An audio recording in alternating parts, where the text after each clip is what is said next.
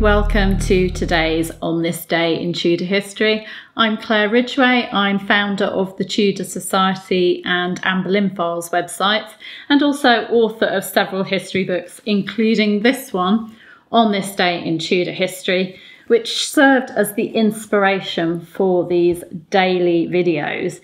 Each day I'm going to be here giving some information about Tudor events, things like births, deaths, marriages, executions, baptisms, battles, all sorts of things that happened on this day in history in the Tudor period. Okay, today I'm going to take you back to Henry VIII's reign. On this day in Tudor history, the 12th of March 1539, Thomas Boleyn, Earl of Wiltshire and Earl of Ormond, died at the age of around 62. We don't know when he was born, but he was around 62 years of age when he died. Now, Thomas was, of course, the father of Queen Anne Boleyn. He was also the father of George Boleyn, Lord Rochford, and the father of Mary Boleyn. And that made him the grandfather of Queen Elizabeth I, and also the grandfather of the Careys, Catherine Carey and Henry Carey, who were the children of Mary Boleyn. Now, Thomas died at Hever Castle in Kent. This was the property that the Boleyn family had called home since 1505. His servant, Robert Cranwell, wrote to Thomas Cromwell the next day to inform him of Thomas's death. He wrote, "My good lord and master is dead. He made the end of a good Christian man."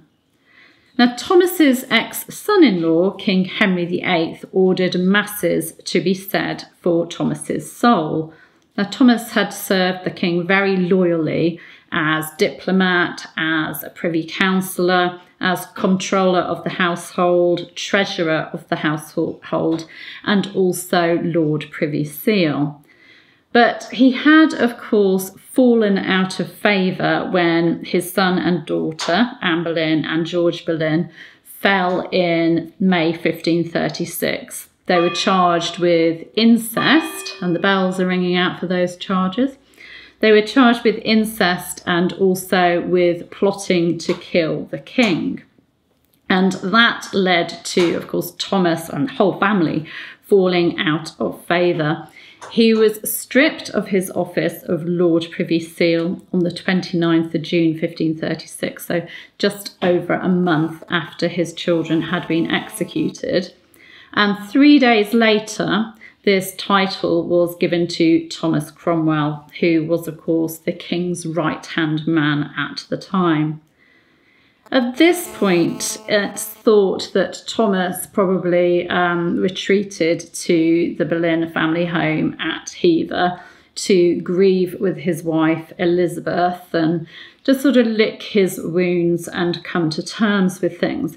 But he couldn't do that for long. It was his duty to serve the king, King Henry VIII, whatever the cost, whatever his personal feelings about what had happened in May 1536. Thomas had to think about his remaining family, his family's reputation, his family's income, his descendants, his children, about his remaining child, Mary, and her children, about little Elizabeth. There was lots that he had to think about and lots that he had to prioritise over his grief and over what had happened, just as families who'd also suffered, with family members going to the scaffold, just as they'd done before him. You've got families like the Howards and the Staffords that had all had to sort of just brush themselves off and get on with things, get on with proving their loyalty to the king and trying to rise in favour once again. Now, Thomas did manage to work his way back into favour.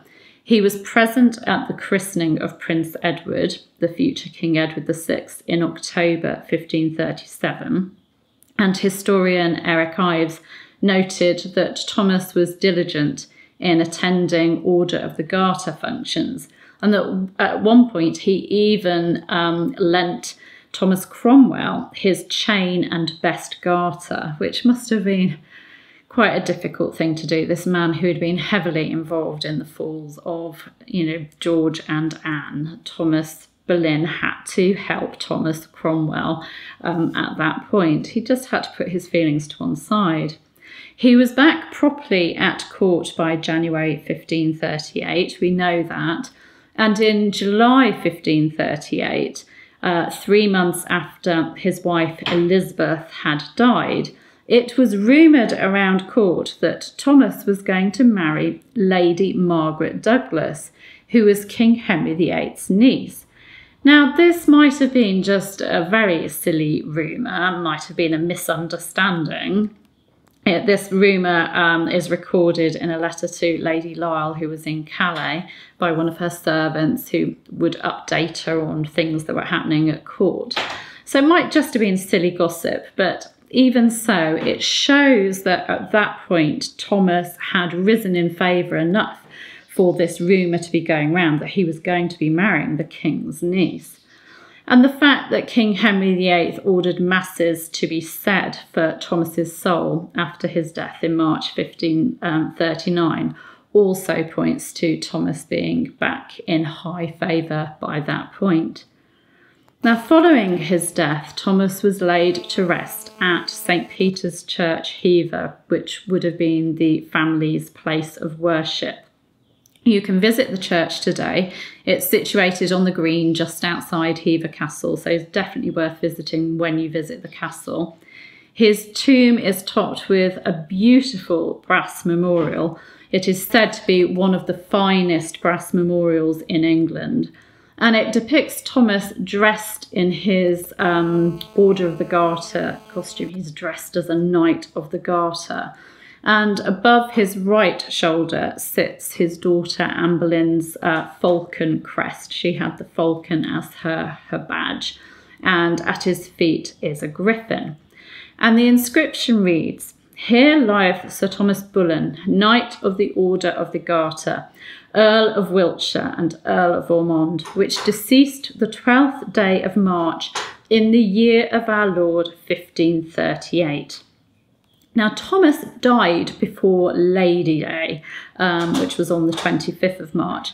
And Lady Day was the first day of the new calendar year in Tudor times. Hence his tomb inscription saying that he died in the year 1538. But we call it 1539 because, of course, we date our new year from the 1st of January. These Tudors, they just love to complicate things for us researchers and historians today. Now, you'll notice that I said Sir Thomas Boleyn. Now, it would have been pronounced Boleyn, but I just said that because I wanted to highlight something. The spelling Boleyn, B-U-L-L-E-N, is a variation of Boleyn. There was no standardised spelling in Tudor times, and you can find Boleyn spelt in many weird and wonderful ways, so many ways in the primary sources.